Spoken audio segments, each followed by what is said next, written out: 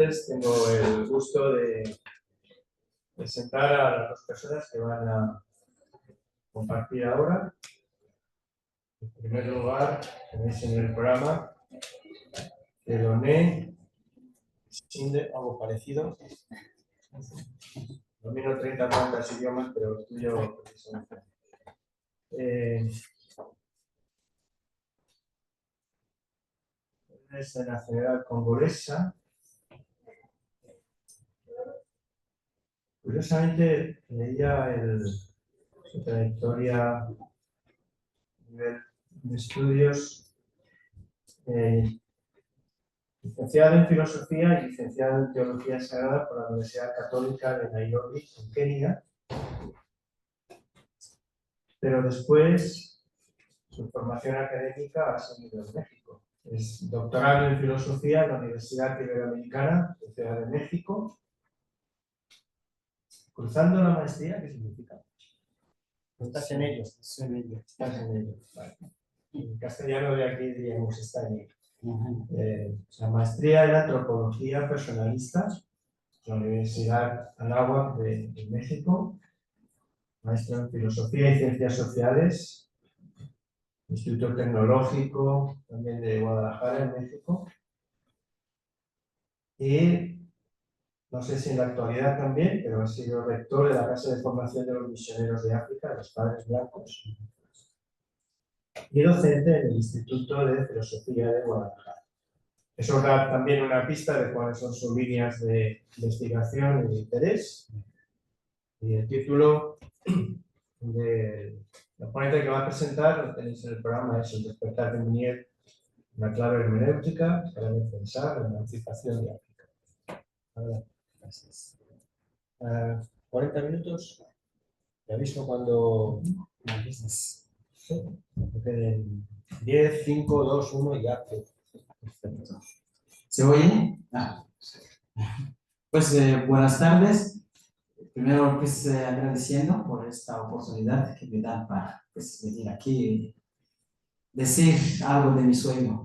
Ahora, lo que me queda en mi vida, yo creo que decir o hablar algo sobre Munier.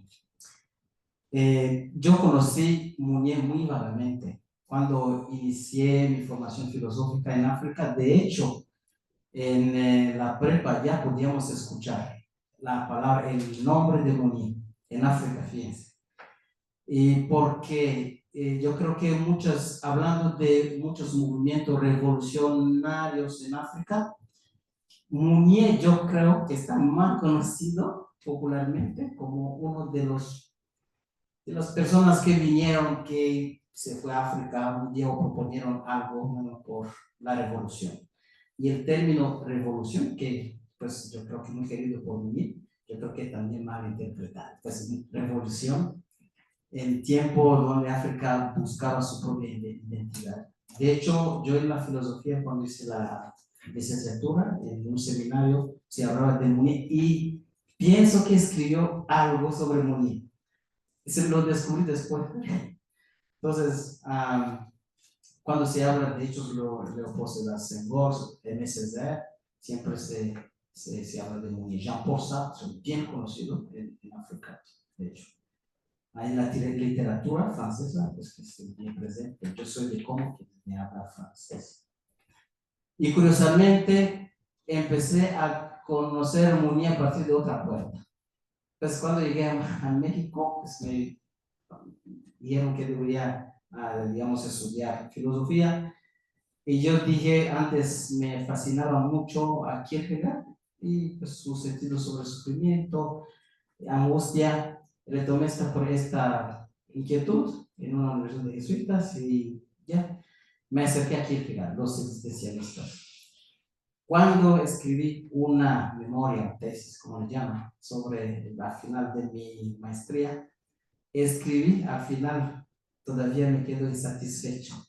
Pero Kierkegaard me abrió una puerta grandísima, pues estudiando sus prólogos especialmente, pues algunos que son muy, no digo fascinantes, pues una crítica al academicismo de su tiempo, de hecho.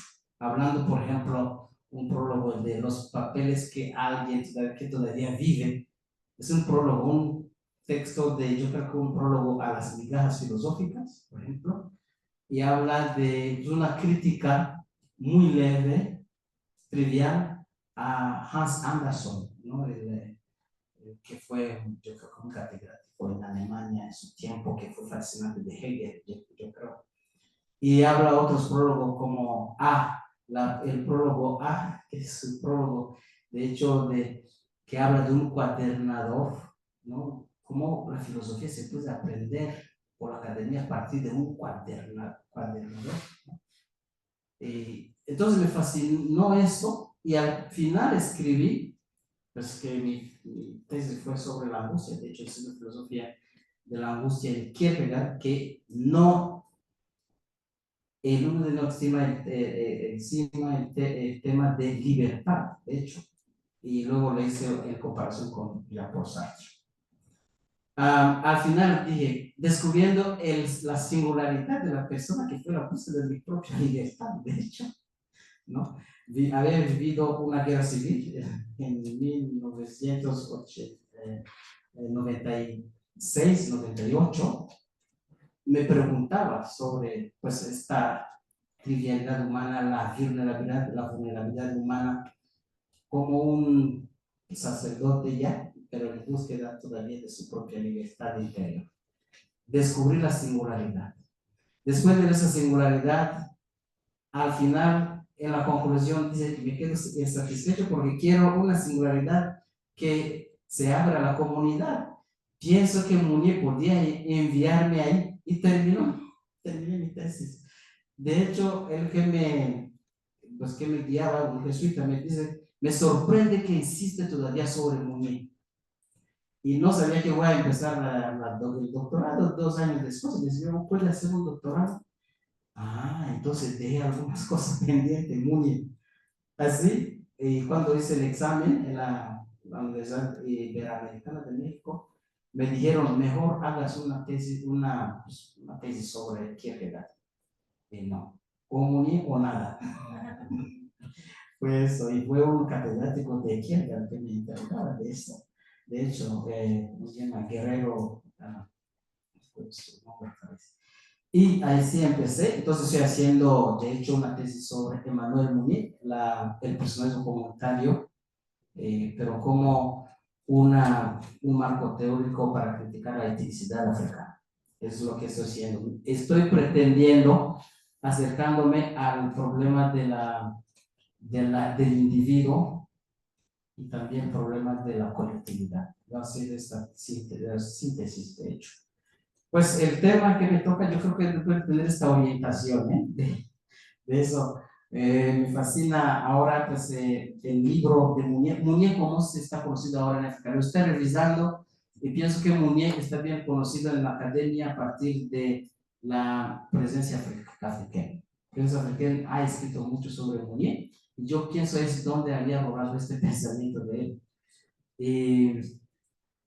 Y su libro que descubrí cuando estaba en México, no lo conocía, sobre el despertar de África negra.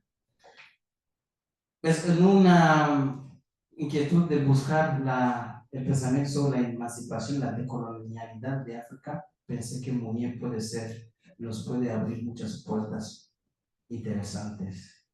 Entonces, así escribo que el viaje de Mounier a África en 1947 marcó un punto de inflexión en el desarrollo de su obra, Levé de l'Afrique Noire, que el año después, ¿no? 1948, donde acuñó el concepto de despertar. Me fascina ese concepto y quiero reflexionar sobre esto, su aspecto filosófico. Pues, desde África, yo creo que lo veo como un concepto crítico. Este término central en esta reflexión no debe entenderse como un simple eslogan, despertar, despertar. ¿África estaba dormido? No lo sé.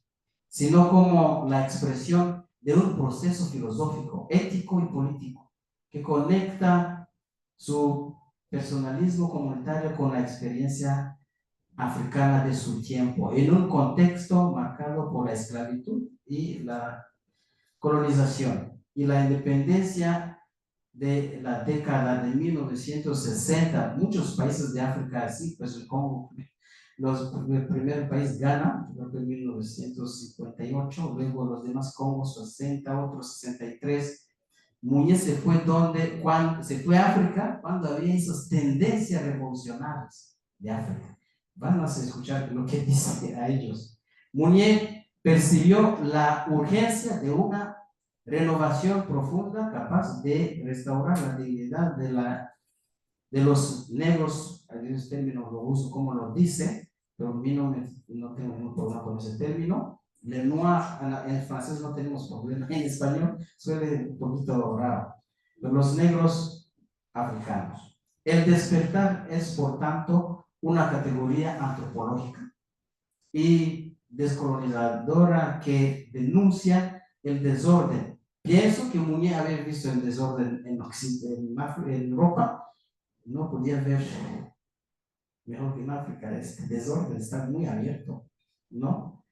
Del colonialismo, de hecho, el racismo y la violencia estructural, pero que a la vez inaugura un nuevo orden centrado en la persona como ser biológico y irrepetible, abierto a la comunidad. Es muy importante para mí hablar de biológico, sí, porque en ese tiempo, filosóficamente, antropológicamente, es muy difícil pensar, un africano podía pensar por sí mismo.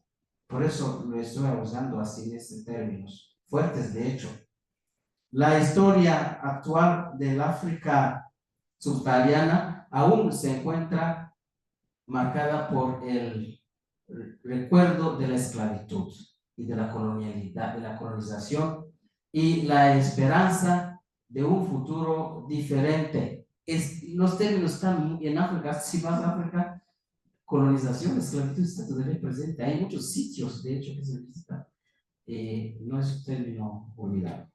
Si bien las luchas anticoloniales lograron debilitar la dominación europea y abrir un horizonte de independencia política, persisten estructuras de desigualdad, pues el norte-sur, entre los africanos mismos, norte, sur o centro, África del Oeste.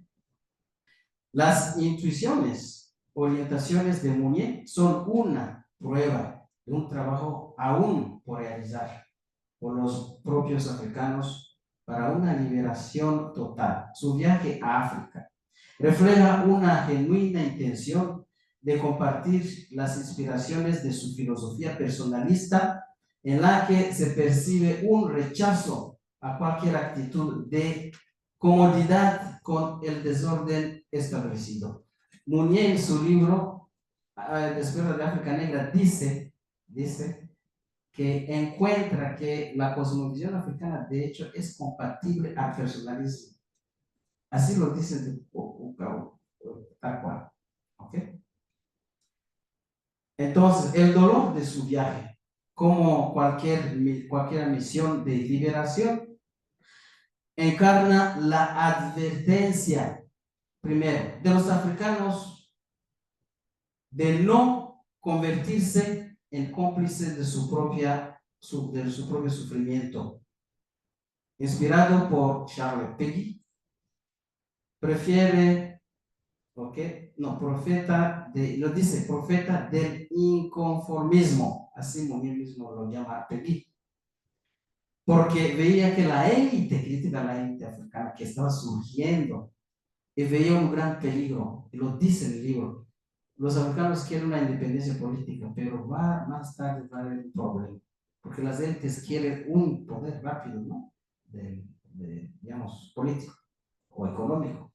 Muñe se opuso a la colonialismo europeo, y al mismo tiempo descifró el peligro inmenso que acechaba a los africanos, quien a los principios personalistas considera tanto la sumisión como el conformismo como enemigos número uno del proceso de su filosofía, ¿no?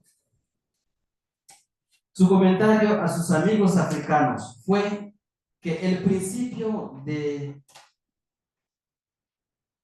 decir sí, eso lo dice, yo lo cito como tal para él, de decir sí a una persona blanca para complacerla, no podía ayudar en la lucha de colonización personalista.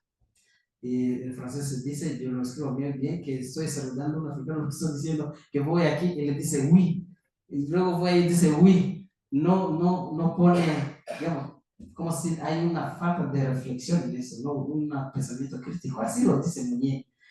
Y lo dice claramente, pues como si los africanos estaban ahora por la colonización o la tortura, ahora la persona se acostumbra a nada más aceptar, ¿no? Muy crítico por nosotros que conocemos Muñe.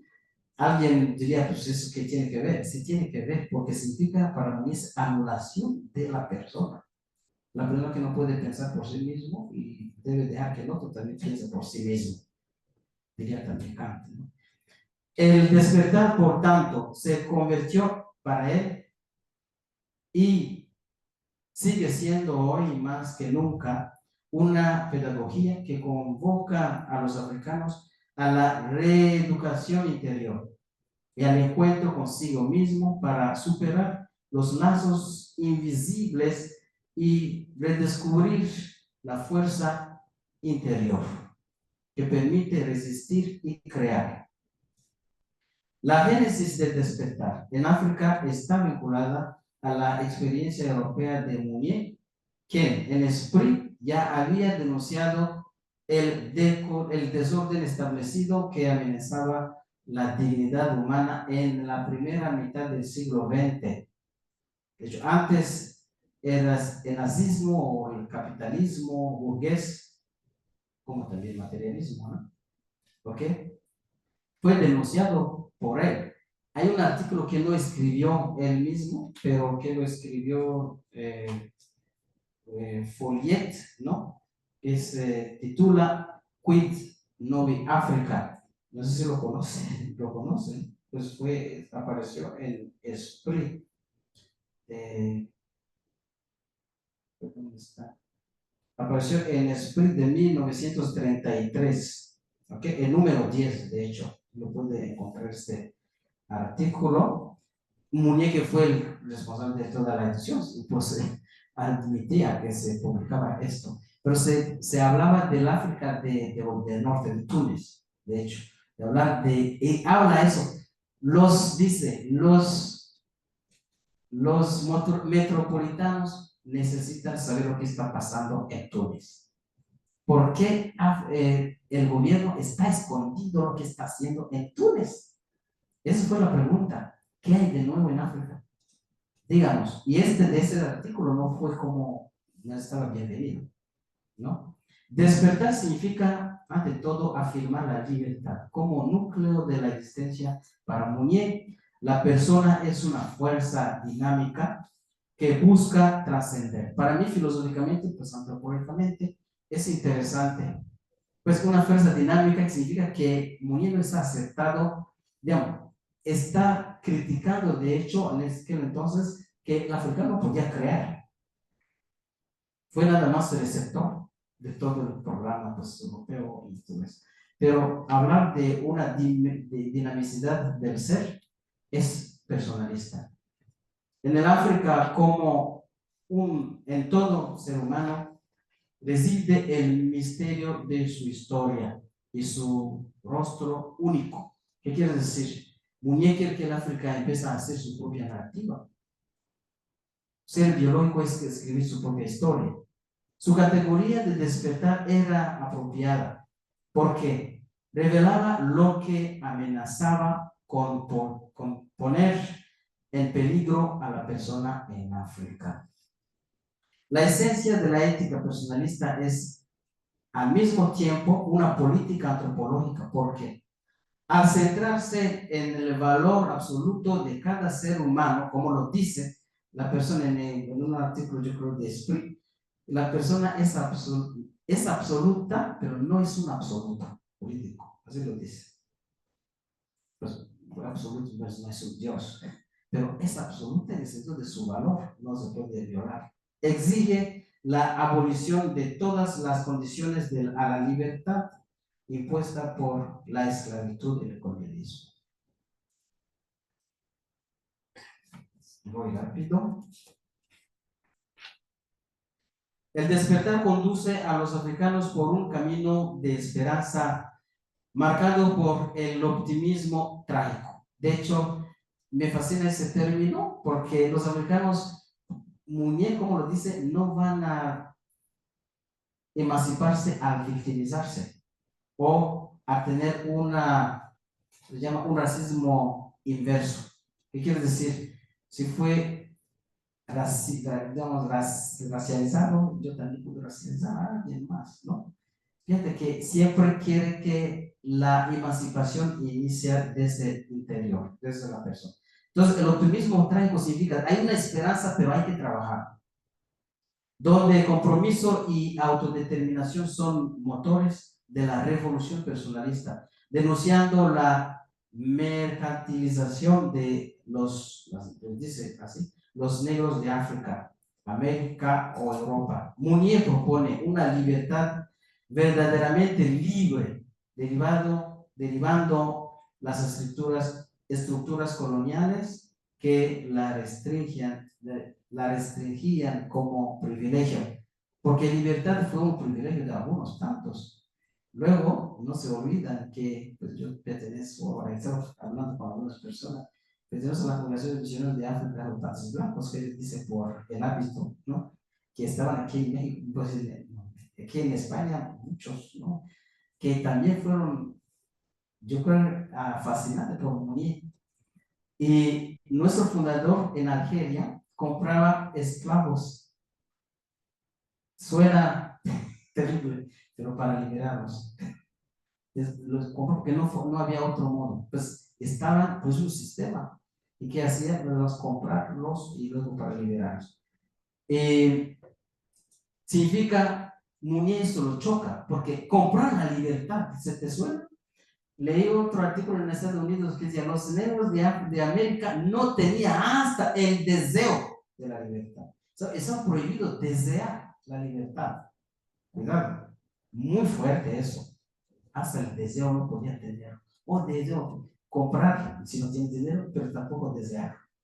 La libertad es don, en el persona de Mounier, es inviolable, que debe buscarse incesantemente, ¿sí? Incesantemente desde dentro.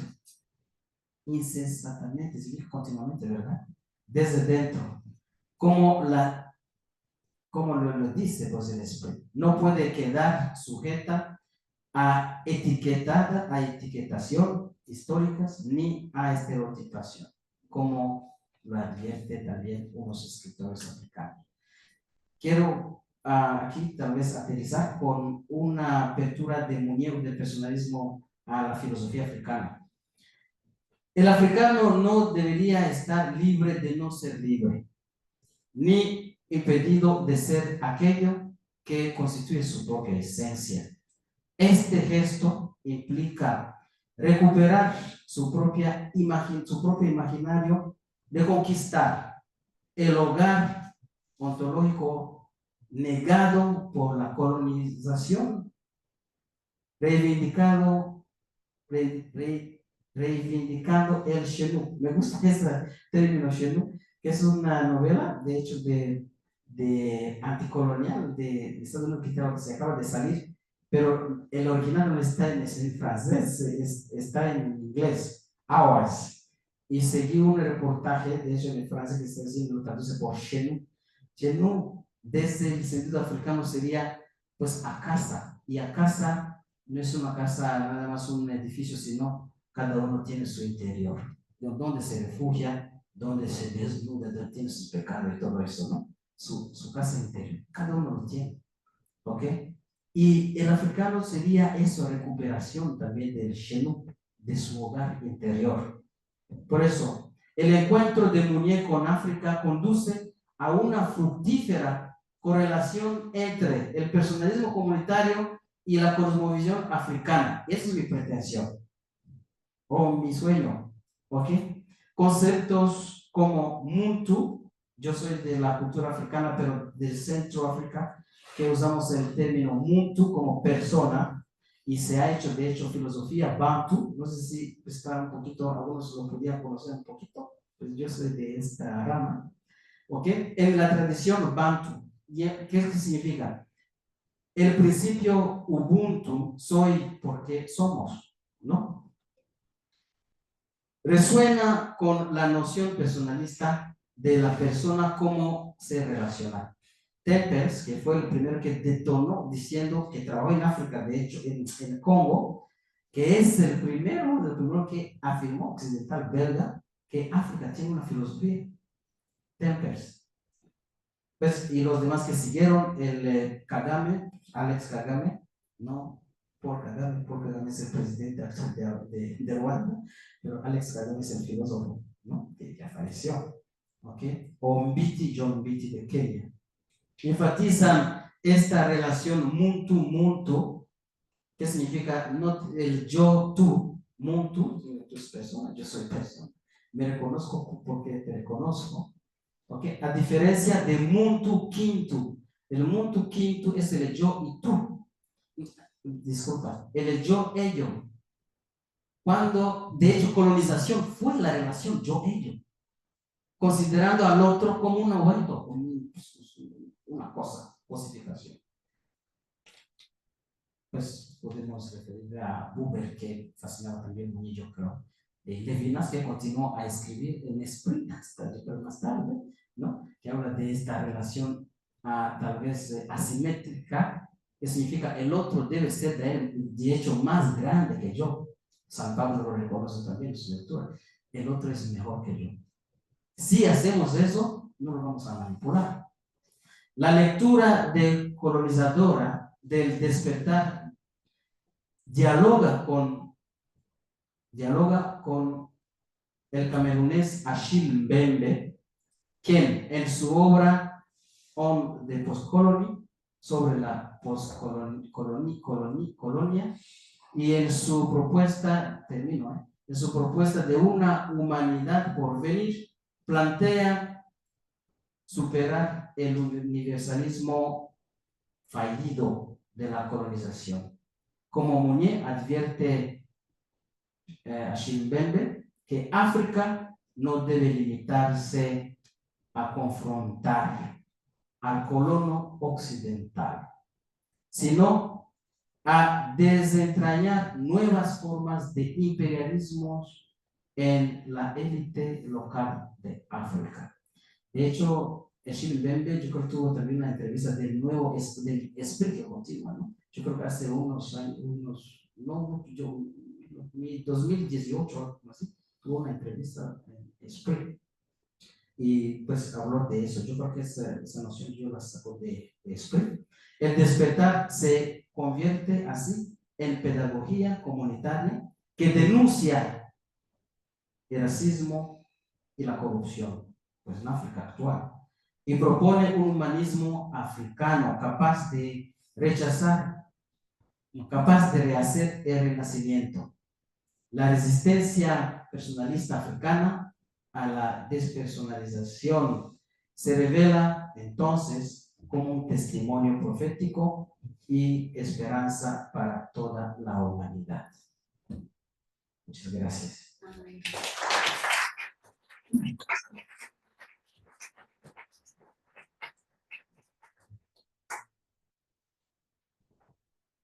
Muchas gracias. También por la concisión, la verdad a mi confesión, tu concisión. A continuación, Lucio Bombachi va a tener su intervención. Creo que muchos ya le conocéis, es un muy buen amigo del Instituto Mounier, prácticamente se visita todos los años en los días de las aulas.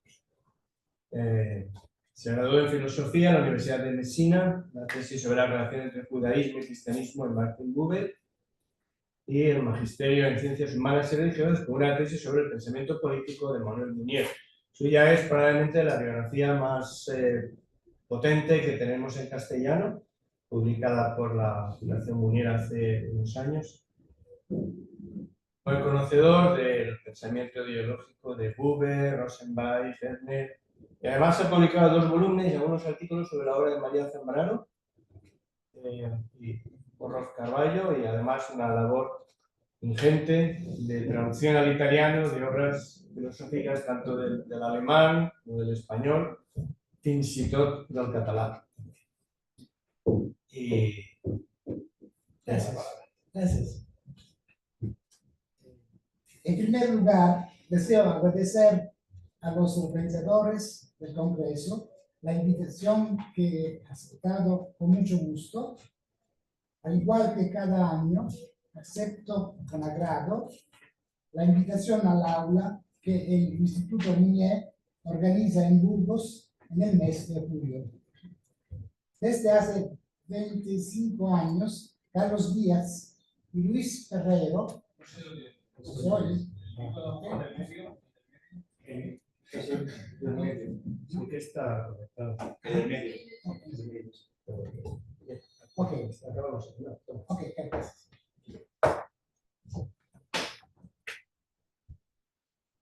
Agradezco mucho a los organizadores. Decía que desde 25 años, Carlos Díaz y Luis Ferrero me honran con su amistad.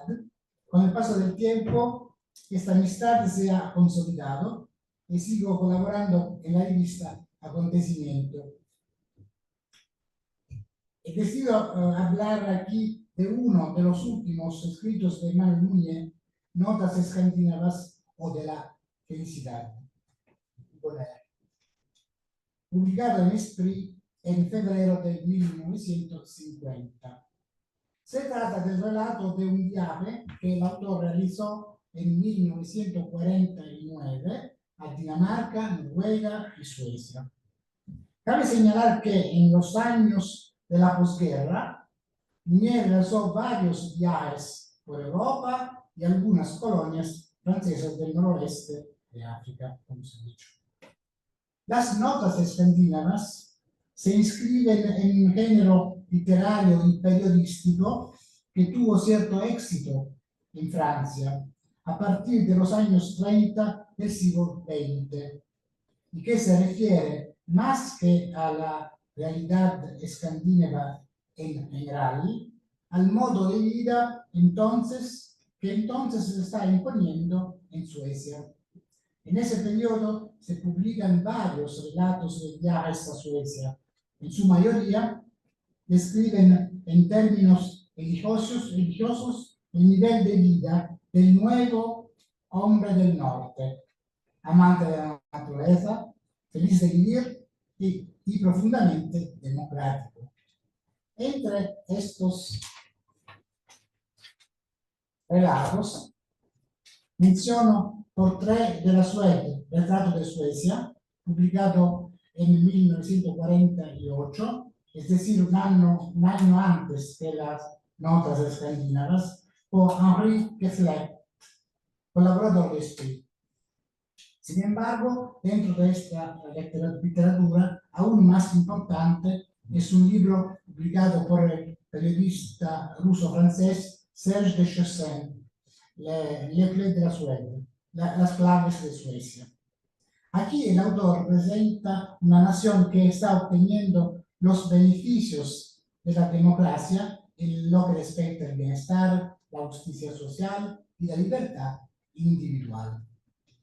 A los extranjeros que en aquella época visitan el mayor de los países escandinavos, les parece que aquí el Estado ha logrado vencer la miseria, hasta tal punto que ya no existe un verdadero proletariado. Algunos de estos reportajes de viaje contribuyen a crear en el lector la imagen de un país no solo más feliz que los demás, sino también tranquilo en su condición de neutralidad, cuando entre los dos bloques ideológicos opuestos ya ha surgido la Guerra Fría hace un par de años.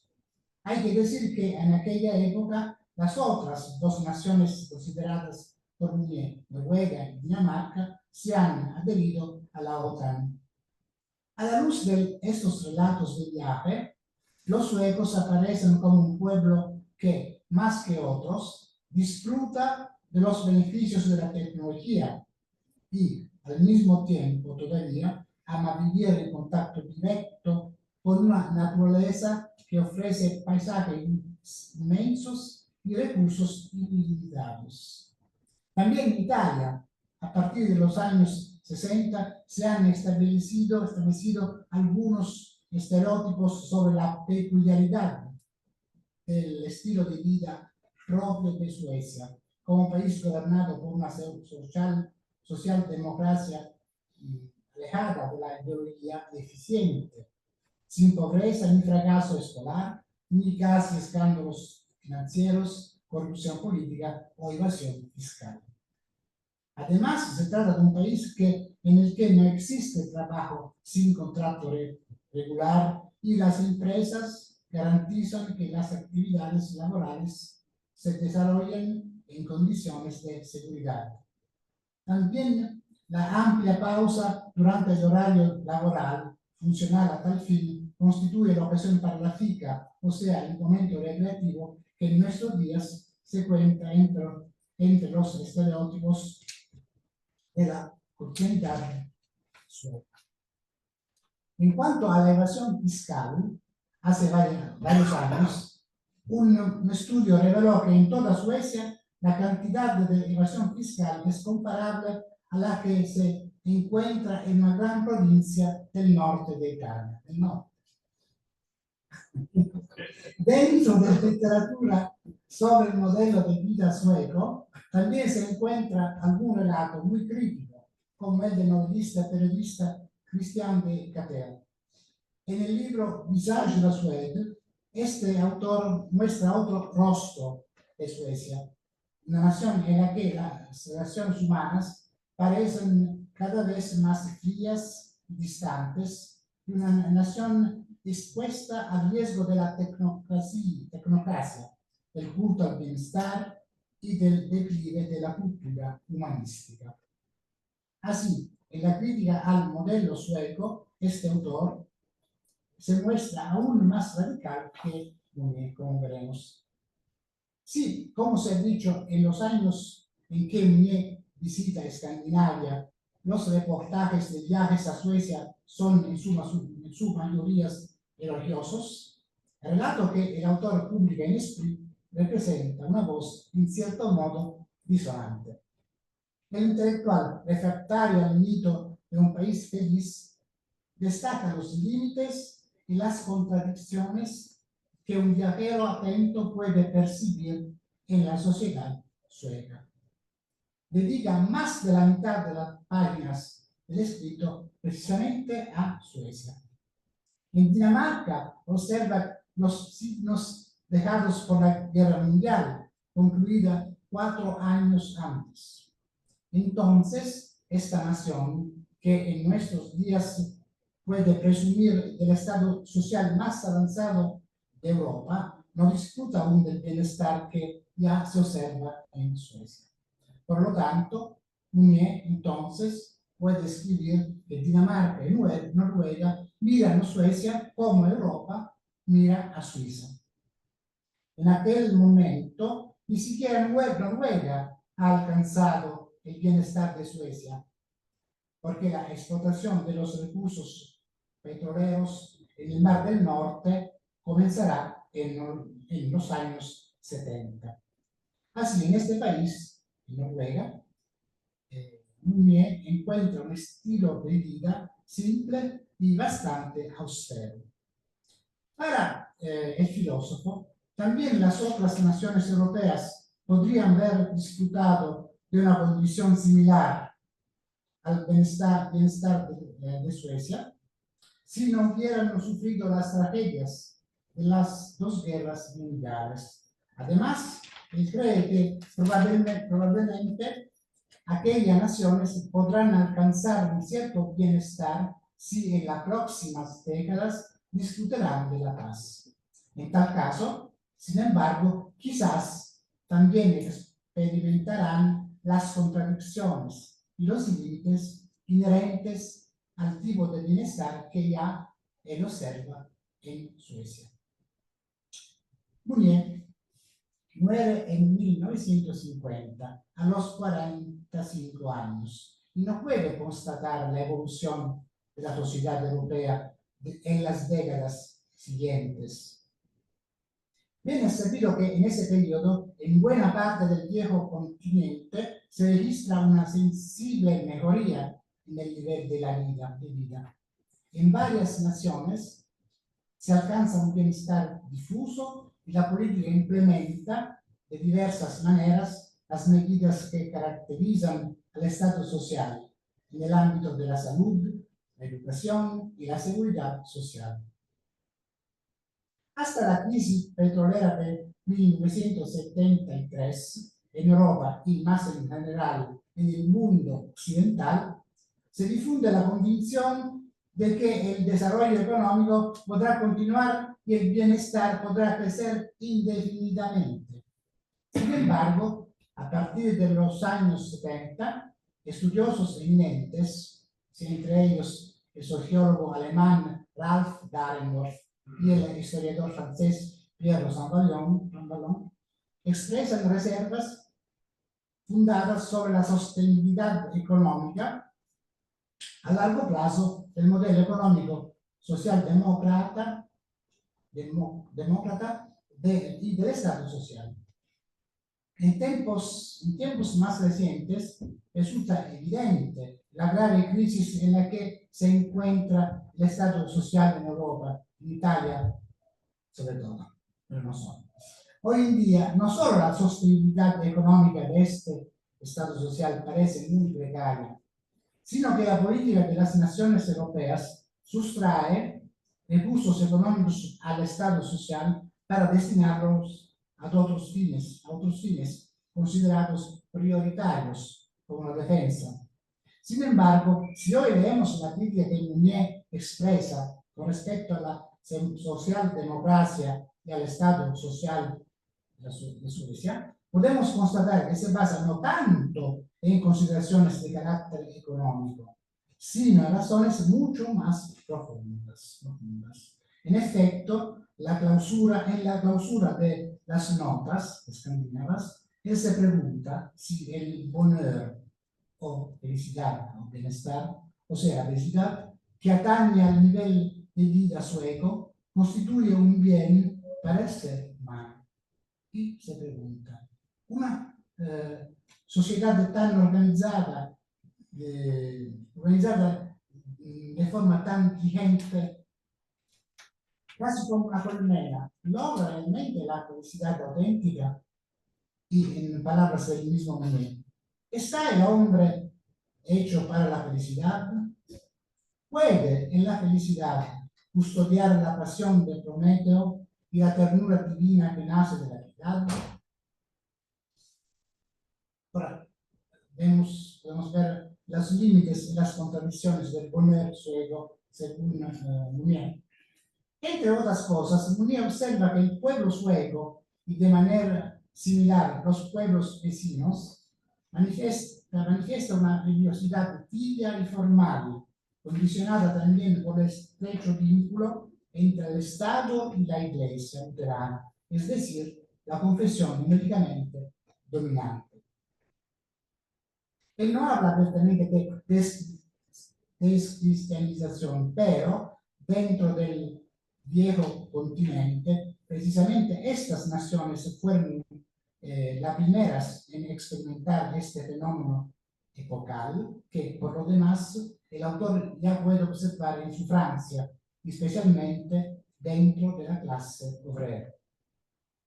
Sin embargo, en las sociedades donde es más grave la crisis de las grandes religiones históricas, por lo general el ser humano tiende a crearse sucedáneos de la religiosidad.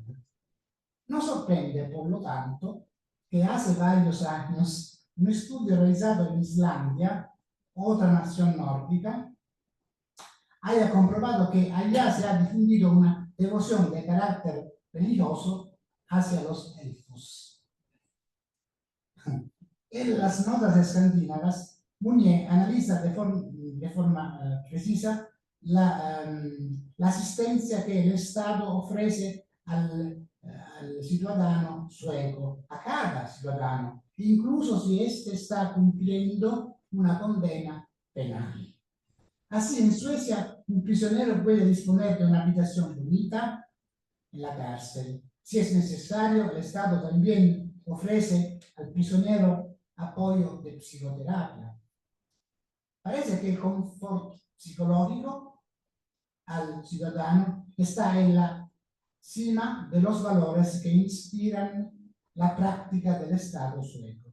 Según Mounier, en Suecia, los psicólogos, sacerdotes de la conciencia escandinava, han alcanzado la autoridad que en el pasado se le conocía a los sacerdotes.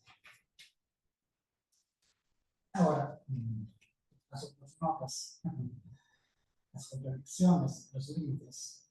En el escrito, sin embargo, el autor manifiesta un cierto escepticismo respecto a algunas características del bienestar vigente en el gran país escandinavo. Aquí resumo sus consideraciones sobre la soledad del sueco, la condición de la mujer, la calidad de los programas de formación permanente para adultos y el estilo de las relaciones personales. Sobre estas últimas, Mounier señala los límites de la cortesía que caracteriza la vida relacional en Suecia. Se trata de una cortesía fría, estereotipada, que a veces revela la falta de interés real en lo que afirma el interlocutor. Y para quien proviene de una cultura latina, da la impresión de rigidez, de formalismo, de vacío. También en nuestros días, el extranjero que visita Suecia puede percibir el individualismo, aunque disimulado en la adhesión masiva a las diversas formas de convivencia organizada, la distancia existencial que en Suecia, más que en otros lugares, separa a las personas. En general, durante una conversación, los interlocutores se mantienen a una distancia considerable el uno del otro. Mounier también destaca la profunda soledad en que vive el sueco, solo con vastos paisajes monótonos. La cultura religiosa de huella luterana, aunque cada vez menos relevante dentro de esta sociedad, contribuye a la soledad del hombre sueco. El luteranismo, dice Mounier, deja al individuo solo e indefenso ante Dios. Este tipo humano trata de contrarrestar esta soledad mediante la adhesión a asociaciones con finalidades muy varias. No es de extrañar, por tanto, que para el mismo Mounier la sociedad sueca aparezca caracterizada por un marcado colectivismo. La superficie.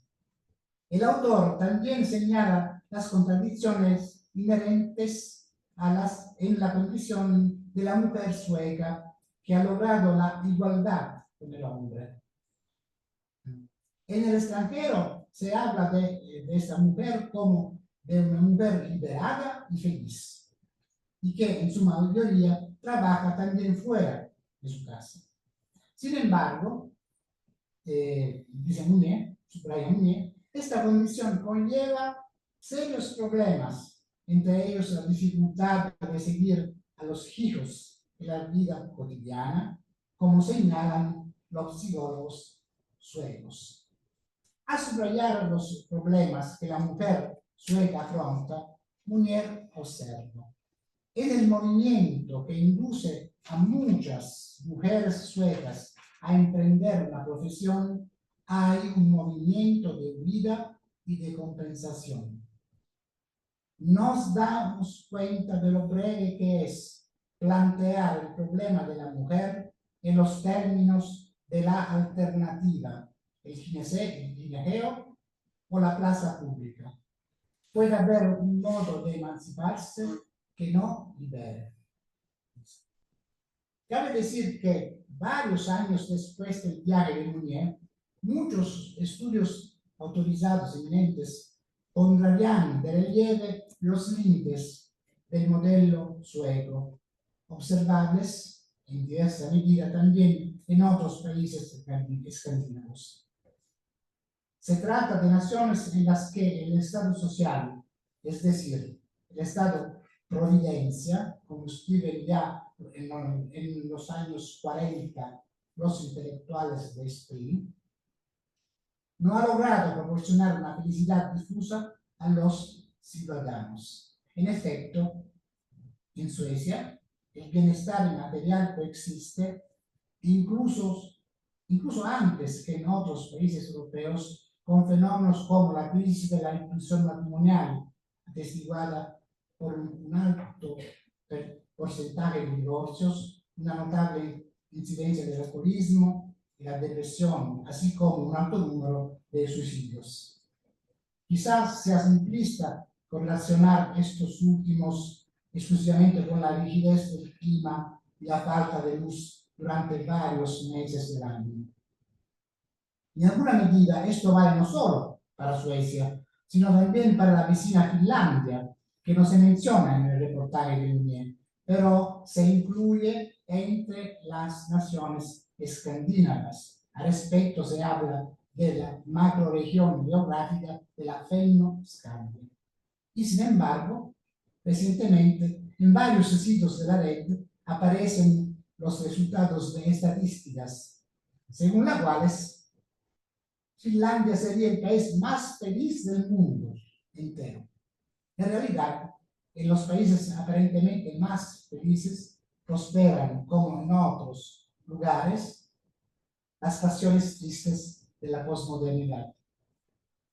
La evolución de la sociedad sueca en las últimas décadas del siglo pasado ha puesto de relieve la solidez de algunas de las críticas dirigidas a ella por Mounier, especialmente con respecto al carácter frío de las relaciones humanas. En 1972, el movimiento de opinión, caracterizado por un individualismo radical, logró dictar la agenda política al gobierno de la época.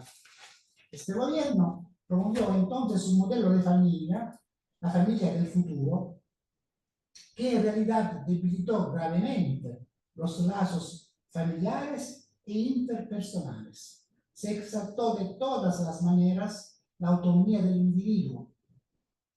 Los resultados de tal política han sido devastadores. Hoy en día una cuarta parte más de los suecos vive sola.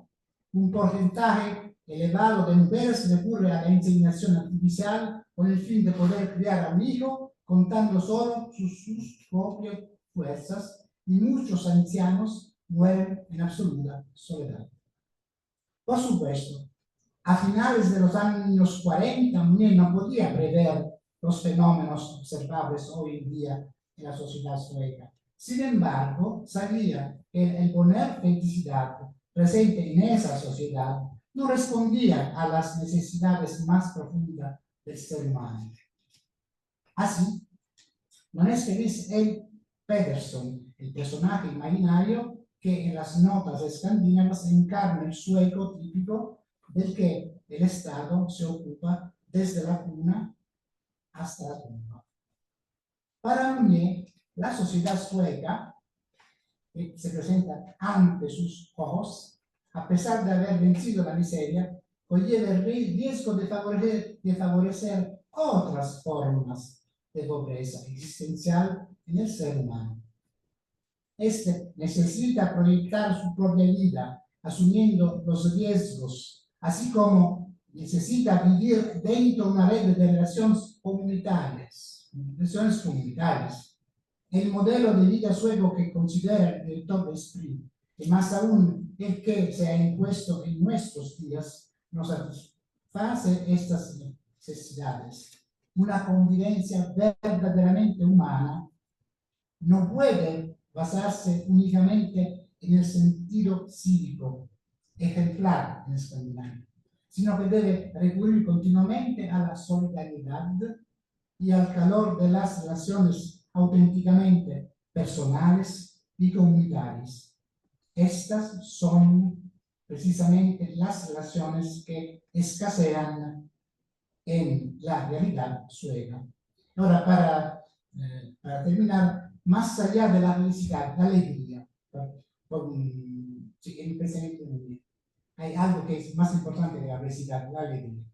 En conclusión, solo reservo un breve comentario sobre lo que para Emmanuel Mounier constituye la connotación afectiva de la vida personal plenamente realizada y que no está constituida por el poner felicidad, sino por la alegría, la joie.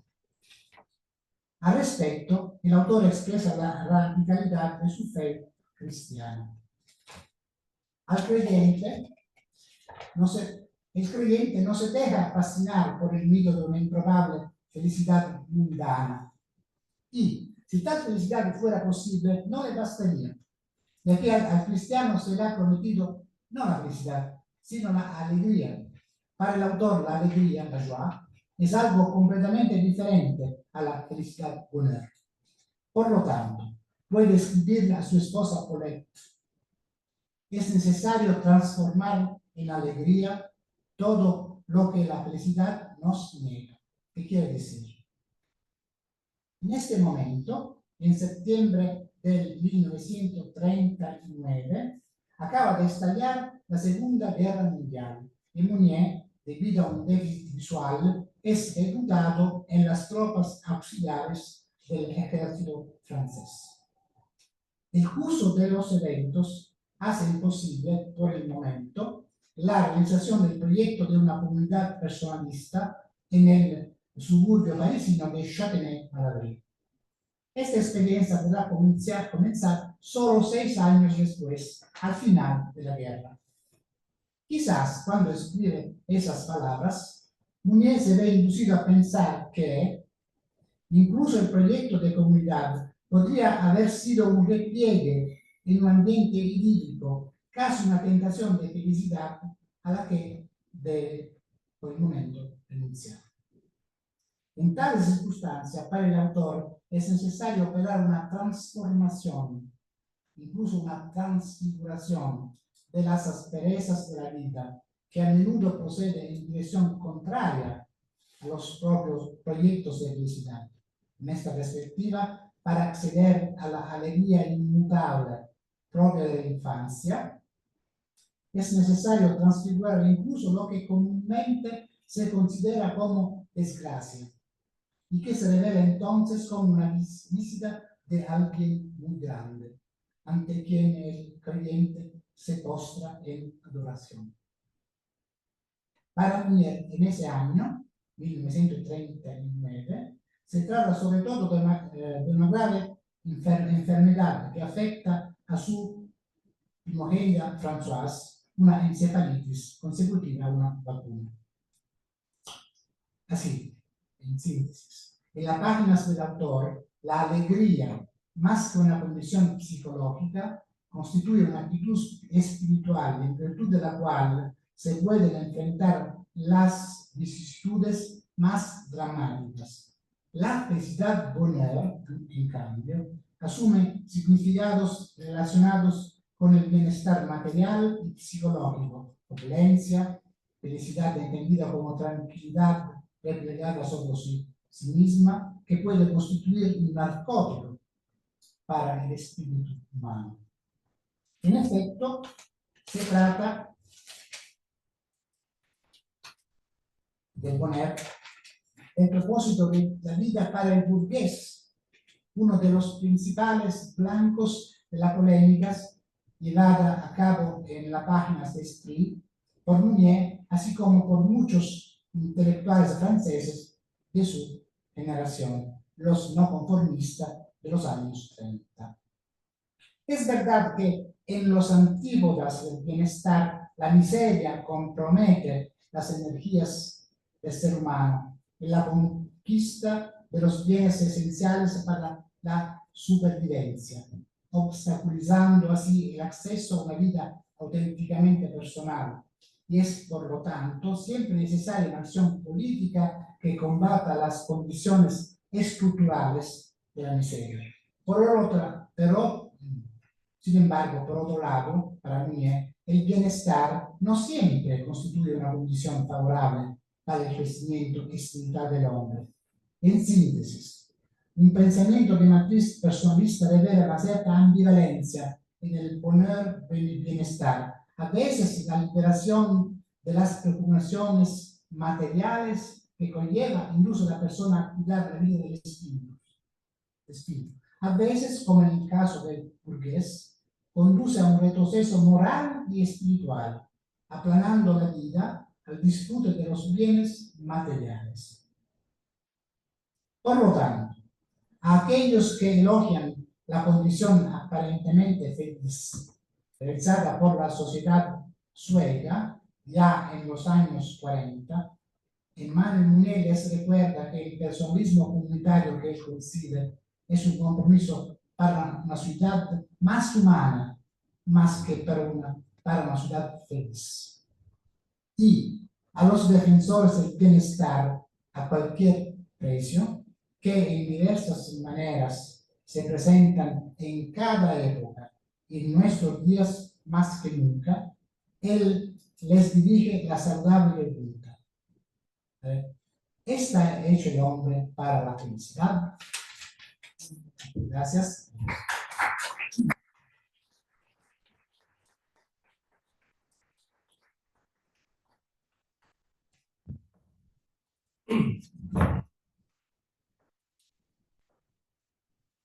Muy bien, pues la mano de Mounier hemos viajado desde República Democrática del Congo a Suecia.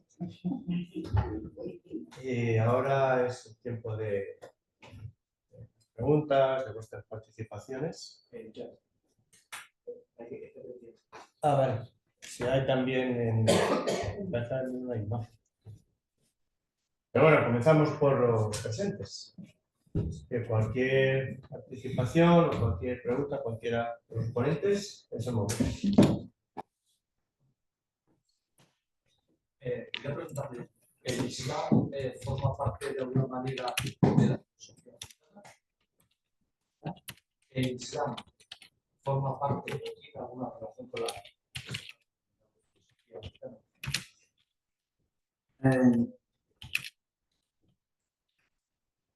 No diría que hay muchas filosofías africanas, ¿ok? Como tenemos un problema de hablar, de hecho, de la filosofía africana, hay muchas. Y el Islam, que fue una introducción muy tardía de África, ¿no? Del siglo VII, ¿no? De la invasión vino como una propuesta religiosa, ¿okay? Porque vino de hecho para proponer algunos aspectos vivenciales de África, por ejemplo, el ámbito, de hecho, una manera diferente de ver la realidad, pues desde de hecho el comercio. Los musulmanes se difundieron en África por la mayoría por el comercio, ¿no? De hecho, el comercio esclavista, de hecho, vinieron por... Y Mounier, en el libro, de hecho, habla un poquito del Islam. Del Islam sí, habla de la conquista que se transmitió a partir, de hecho, como si el Islam traicionó a África, de hecho. Porque la mayoría de los europeos no hacían el comercio directo de esclavitud, sino que pasaba por el comercio, pero que fueron los afanes, digamos, comerciantes islámicos, de hecho, que venían para negociar. Decir que hace parte de la filosofía africana, diría, no afirmaría eso. Y porque la filosofía africana viene desde una cosmovisión muy antigua, de hecho, hasta antes de la esclavitud, ¿no? Como una manera propiamente africana que está menguado con el aspecto religioso. como lo dirían Viti, difícilmente vas a separar la filosofía africana con la religión africana. Porque, ¿qué quiere decir? Tenemos una visión más integral, de hecho, de la realidad, que habla de esta fuerza vital. La fuerza vital que es lo que une todas las tradiciones africanas, filosofías, y significa que de eso es una comunidad cósmica, que diría en mi presentación que podía añadir, de hecho, Munier, yo creo que lo aprecia, pues hablamos de la comunidad de los vivos y de los muertos que son juntos. ¿Qué quiere decir? Los muertos no han muerto, están con nosotros, son los que conocen más lo que vivimos, hemos vivido, los vivimos, y lo que ellos saben de Dios. Significa son intermediarios, de hecho. Entonces, Islam viene como una propuesta religiosa, de hecho, extranjera, que viene para complementar el bienestar donde vive en África, pero desde una propuesta comerciante y religiosa, nada más. Pero sí que es una filosofía, no lo diría. La filosofía africana viene para plasmar una cosmovisión africana sobre diría, el África negra, pero al mismo tiempo el África antiguo, Egipto, y todo eso sobre la muerte, las momias y los demás. El Islam nace como, de hecho, no como una filosofía africana, sino como una propuesta del Medio Oriente, de Oriente, que viene para invadir, que invadió África y se expandió en África del Oriente, en África del Este y ahora pues África Central también, pero no como filosofía, sino como una propuesta religiosa, invadiendo o tomando territorio, a veces por fuerza, a veces por compromiso comercial. Gracias. En el ánimo de que suene mal, ¿vale? Lo que es la pregunta. Hace unos años, en mi instituto, y si no, que el presidente me corrija, sacaron un libro sobre personalismo musulmán, ¿verdad? Para ti, ¿eso es verídico? ¿Se puede hacer un personalismo musulmán después de lo que has dicho ahora? Pues diciendo, el Islam tiene filosofía, no digo, dicen que es parte de la filosofía africana, es otra cosa, pero el Islam como filosofía, los Averos, esos son musulmanes del primer siglo, de hecho, que fueron filósofos. Hay una filosofía en la cultura, ¿no?, del Islam, más que hablar del Corán teóricamente, pero hablar de la cultura islámica, debe haber, no dudo, que debe haber una cercanía del personalismo islámico. Sí. Por contestar. Sí. Ese libro que publicamos, tenemos la mesa islámica, era un alumno del título de Munier. Y ese libro lo que plantea es una lectura personalista de la Shahada, de esta confesión, la confesión musulmana, en el sentido de que al confesar la fe del musulmán, eso no ocurre siempre, pero no lo vea siendo, se hace responsable. A partir de ahí, claro, un movimiento de responsabilidad ante Dios y ante la tumba, la comunidad, pues es una actitud personalista. Realmente es difícil. Puede ser que también la forma racional del Islam, eso en el Oriente, pues haya algo.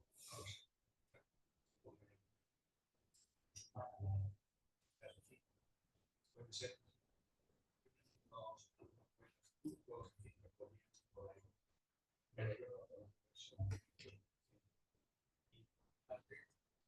han sido reprimidos en cualquier ámbito dinámico. Sí. Sí. Porque añadir una cuestión más. Precisamente le invitamos al autor de ese libro, al traductor,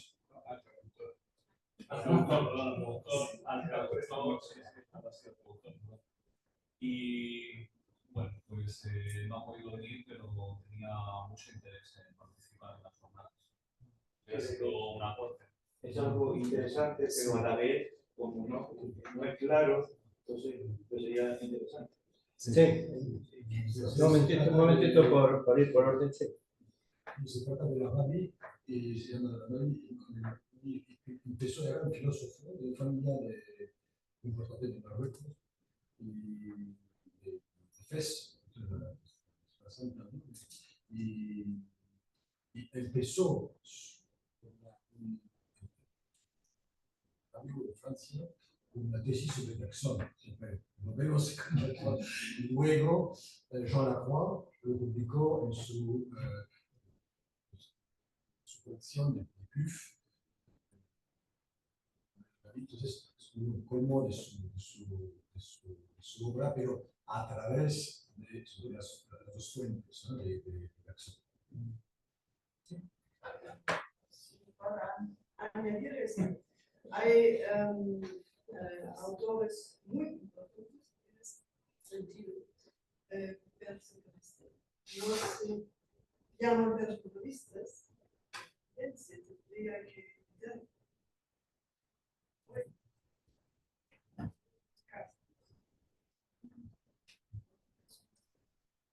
Sí, detrás, ¿quieres intervenir? Sí, muchas gracias. Quisiera solamente agregar algo con respecto de lo que yo decía sobre los muertos. Es lo que quisiera decir, es decir, que estoy de acuerdo con su idea. Y sobre todo que hay un filósofo que se llama Louis-Joseph Janvier, que ha escrito un libro que se llama Gritos de los vivos para los muertos. Gritos de los vivos para los muertos. Su tesis es para decir que los muertos son vivos, están vivos. Y cada uno en su lado, los muertos en el suyo y los vivos, nosotros en lo nuestro. Y de hecho hay unos muertos que quizás están más vivos que unos que son vivos. Ahora estamos hablando de Monnier, que está muy vivo, por su legado, por su obra, a través de su pensamiento. Sí, quisiera decir eso. Y lo segundo que quisiera decir es sobre lo que yo señalaba con respecto de Buber. Creo que Buber es pertinente. El personalismo sin duda tiene algo que ver con Buber, sobre todo con el tema de la relación, que es capital, crucial para Buber, así también para el personalismo, porque como lo decía Buber en su libro Yo y tú, podemos traducirlo así, je et tu, decía, al inicio era la relación. Es como que se puede hablar de una persona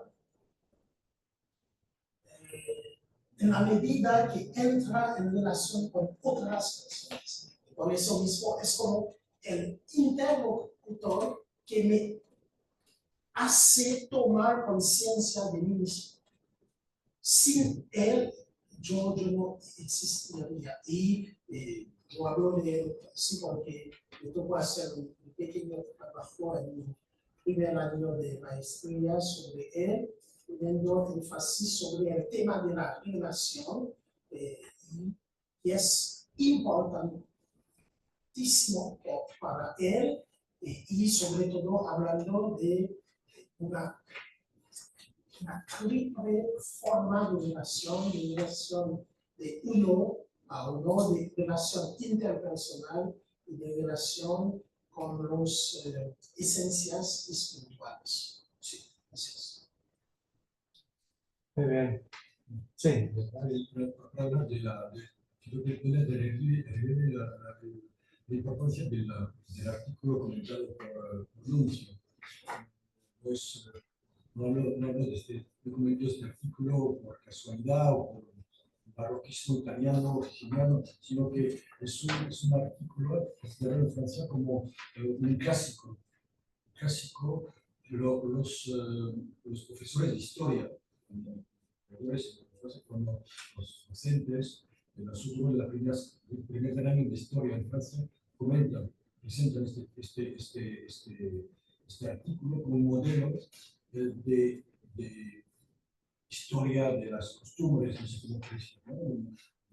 De idiosincrasis, ¿no? De hábitos, ¿no? Un modelo de recibir un poco tiempo, muy poco tiempo, si quedó una semana, una idiosincrasis, viendo lo que tenían que ver realmente, y es un artículo profético, porque lo que, por ejemplo, comenta Lipovetsky en la era del vacío, el famoso aquí, esto que precisamente lo que comenta y describe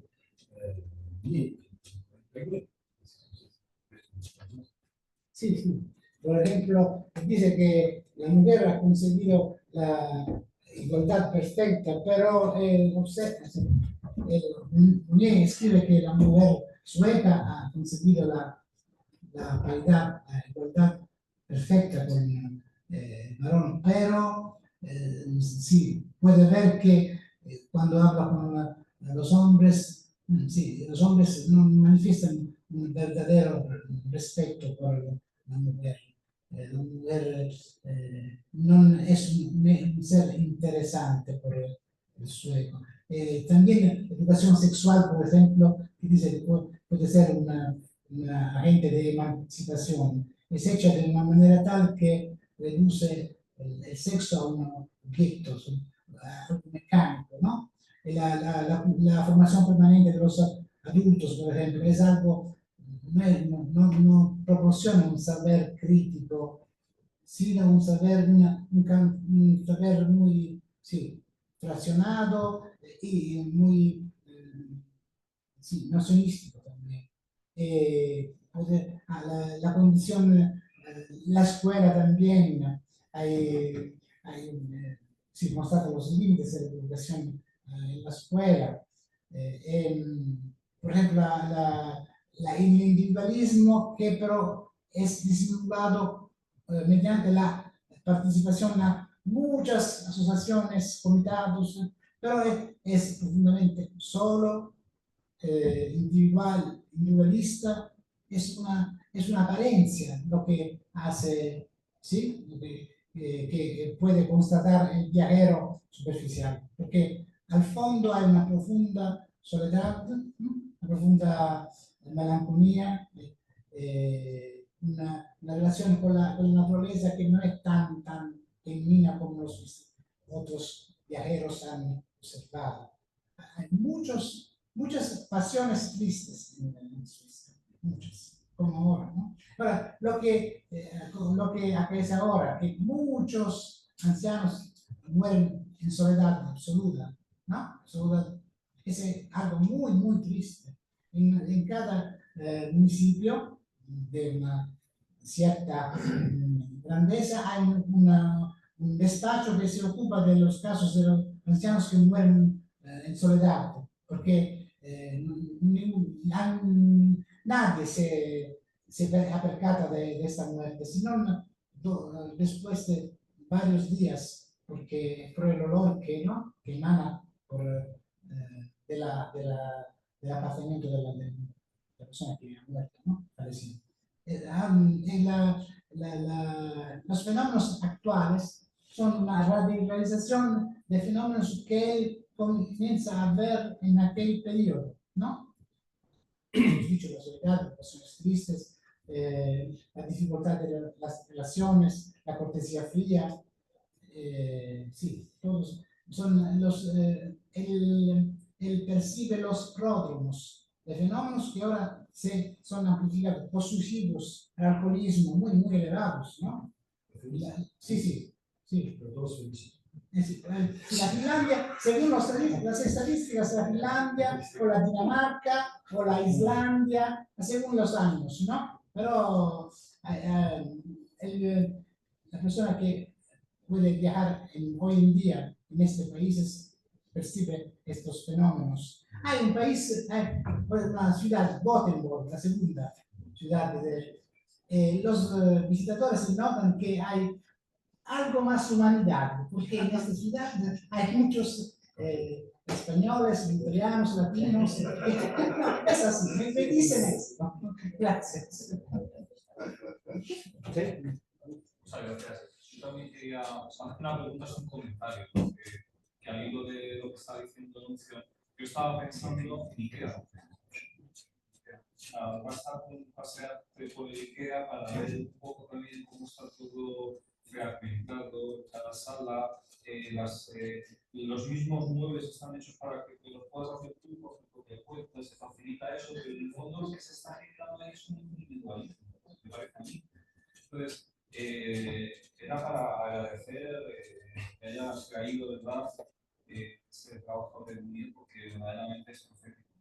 Sí.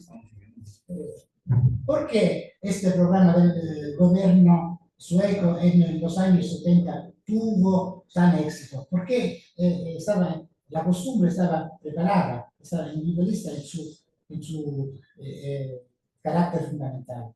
Y ha tenido este éxito extraordinario, más allá de las previsiones. Porque ahora, en Estocolmo, por ejemplo, más que mitad de la población vive como 5, ¿no? Es un fenómeno muy importante. La soledad se ha radicalizado. Si nosotros vemos dos interlocutores, ¿no? Que hablan muy distantes. Hay mucha distancia existencial, no solo espacial, es una prosémica que delata un individualismo radical y cruel también. Esta es nuestra impresión que cada uno puede hacer viaje al extranjero, viaje en estos países. Pero ahora la Suecia no tiene el más importante estado social, es la Dinamarca. Ahora que tiene. Las cosas son dudadas. Corren rumores que las albóndigas de IKEA están hechas por las personas que nunca encontraron la salida. Sí, antes de la segunda intervención, ¿hay alguien que quiere intervenir por primera vez? Sí, Nacho va a intervenir la vez antes.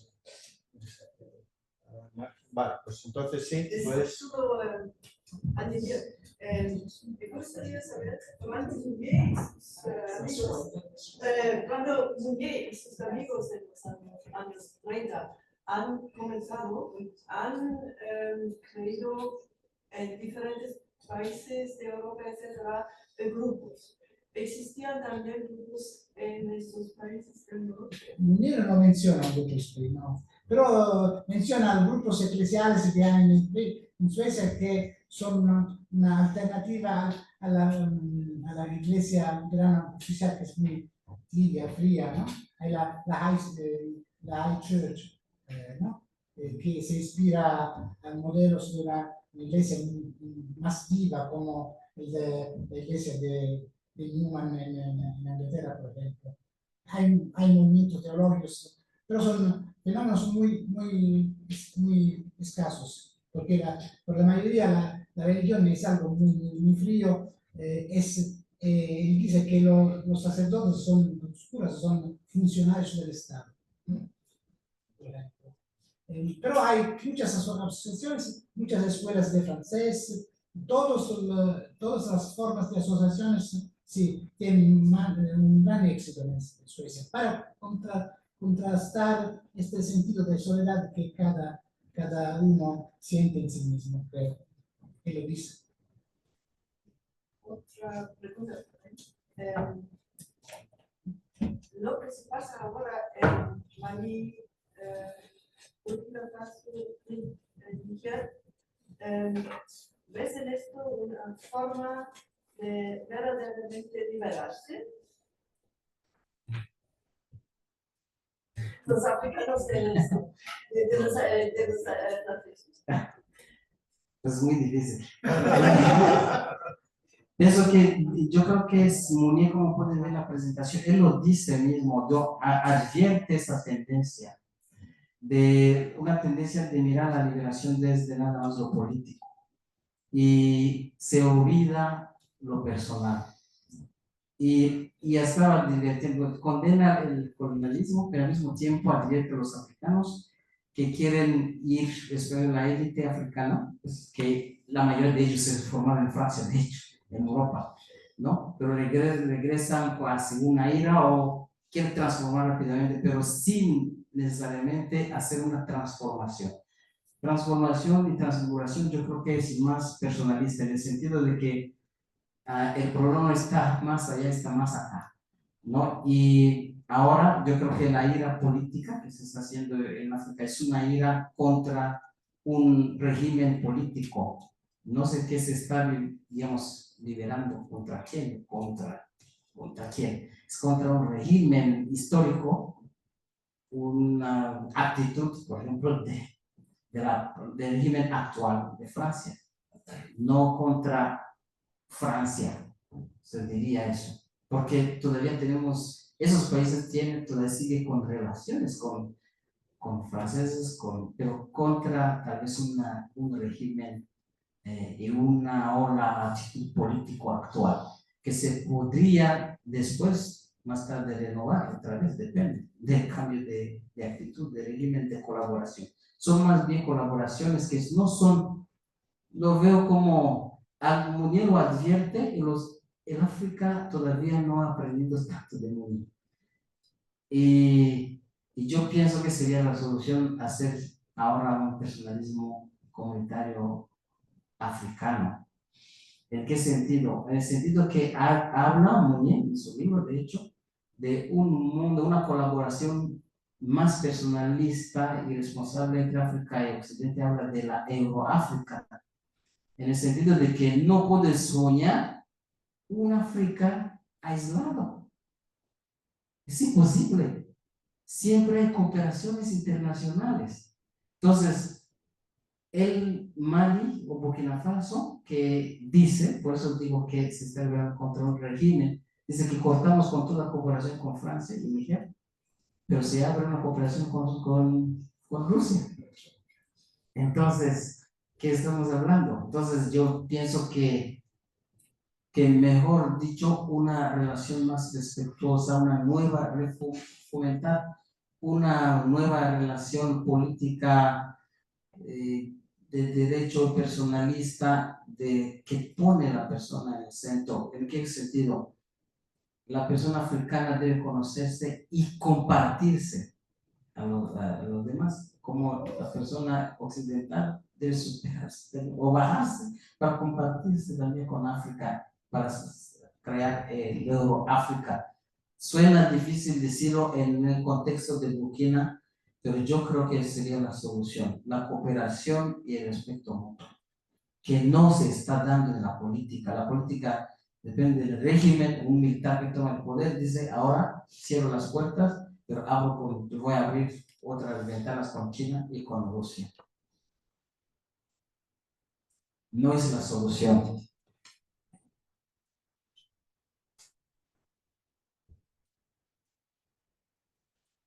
¿Algo más?